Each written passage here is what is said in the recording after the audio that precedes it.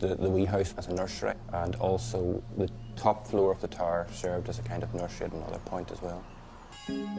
Setting up a base next door to the tower room, the Northern Ireland Paranormal Society immediately get to work analysing Andy's recording of what he's convinced is a child's voice. I can see a slight raise in the waveforms here, so it's going to be a difficult one, but we'll give it a shot. So what I need to do first is bring the volume up a little bit to a level that I can work with. 84%. Yeah, you can definitely see it's becoming clear here. So we'll amplify that again. So you put that in context with your question.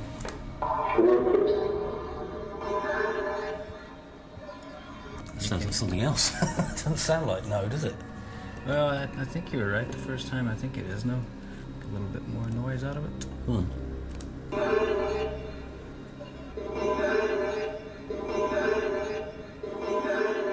It's because it's a whisper. It's difficult to. Well, it's a voice. It's definitely something there. And it's definitely in response to your question. I mean, I still think it sounds like no. It's maybe a little child's voice, even.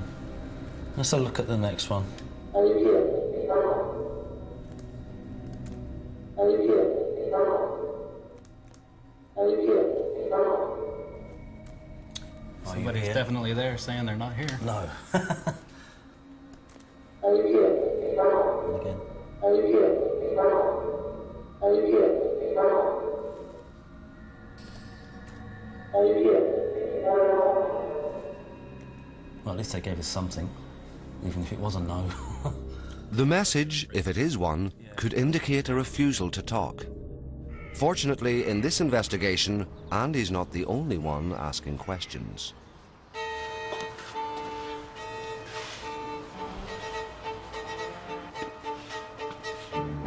Marion Goodfellow, the last member of the team, has arrived, and already she's getting a sense of Balahi's past.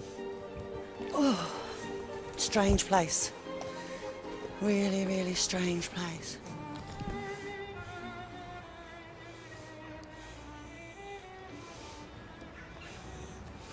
I can smell smoke, flames, the stench of smoke and burning. Whether there was a catastrophe here or somewhere close by, I don't know.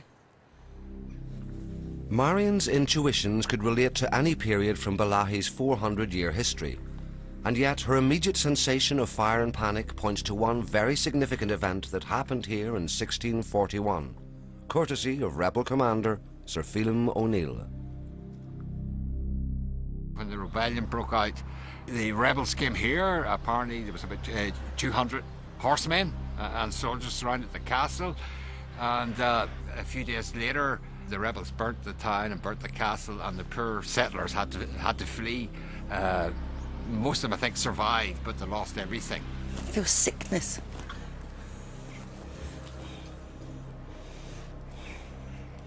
Maybe at some time in its life it was a home to the sick, like a hospital of some kind. Although, strictly speaking, it was never a hospital, medical operations were carried out at the Bawn by one Dr. Thompson, who lived here with his family in the early part of the 20th century. Dr. Thompson was a great man locally, saved many lives, and there are many anecdotes told about his doctoring skills and his eccentricity at times when surgery was needed. The operations were carried out in one of the front rooms of the castle, but to supply light, the surgeon's car and the doctor's car, the only two cars in the locality, were parked right up against the window and the lights left on. Oh, it feels a bit better in here. Lovely place. Old.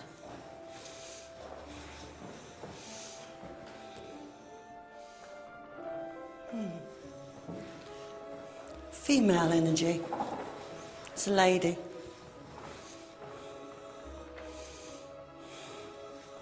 I've got a really gentle soul here. Really gentle. She was here when the fire was here. Before then. She feels like she's been Here forever. She's got such a lovely face. Grey hair pulled back. A few odd strands over her face.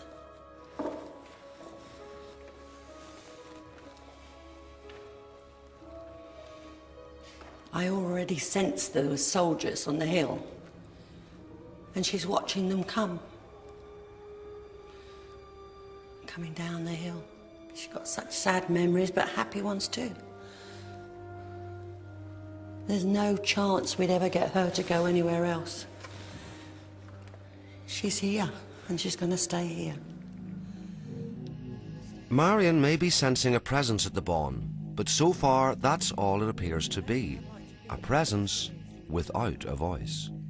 I really, really tried to get somebody to talk to me, and I haven't, as yet, had anyone that will come forward and say, yeah, I know the place, I'll take you around, Marion, I'll tell you what's going on.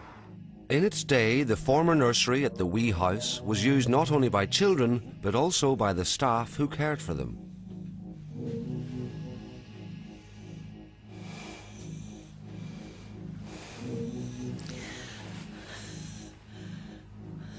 I've got a soldier here.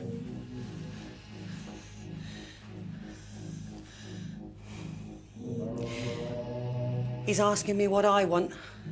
I'm saying I don't want anything, I'm just having a look.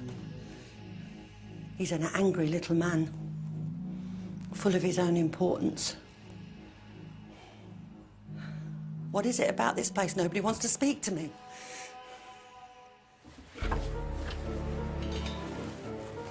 Oh, he doesn't like me up here. He really doesn't like. Get out, he's saying to me, get out. I'm not supposed to be up here at all. So I'm going. He said to me, don't you go upstairs, don't go up there. And I thought, to hell with it, I'm going up there. We're having trouble in this place. Things are not coming forward to me. So, you know, yeah, I dared. It might have looked a bit disrespectful to the soldier. But, you know, we weren't getting an awful lot. So it was a matter of, you know, I'm going to push you. You know, come and stop me. Say something, do something. You know, I'm desperate here. At one time there would have been lots of books, papers. Strange. Yet it's been lived in. There's a family feeling here. I've got a small boy, 7, 8 years old. He seems to be hiding here, hiding up here. The little boy keeps coming closer and then going back. He's so unsure of himself, so afraid. Did you live here?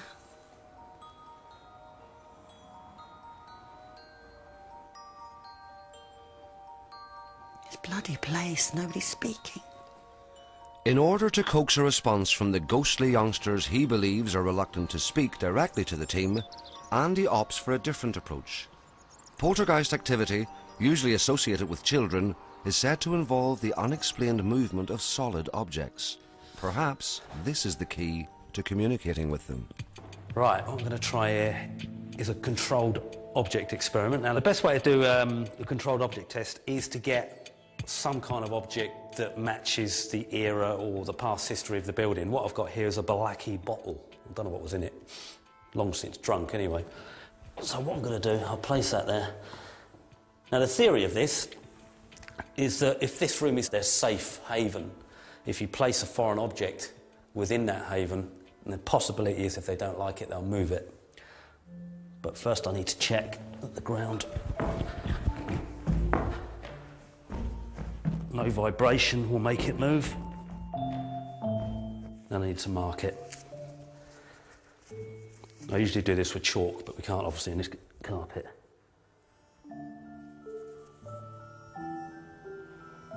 There we go. Okay, the plan is we're going to leave that here overnight with all these cameras trained on it, and then we'll look at the footage in the morning. If it moves, we've got something that's quite amazing. If it doesn't, well, at least we tried it.